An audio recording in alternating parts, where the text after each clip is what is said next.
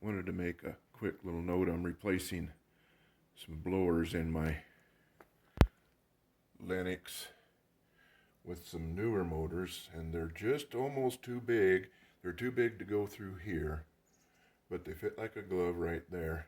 And I've got one mounted way in the back. Let's see if we can get a little light on it. Got one mounted way in the back, and it looks like it's going to be just fine. So yeah, if you're thinking it's not going to fit and you get one of these upgrades, yeah, it'll fit. It just goes in right there and fits like a glove, and then you just screw it on to the mounting brackets that you already have. I had those mounted into here, but the other fan mounts right into this. This is kind of a universal one.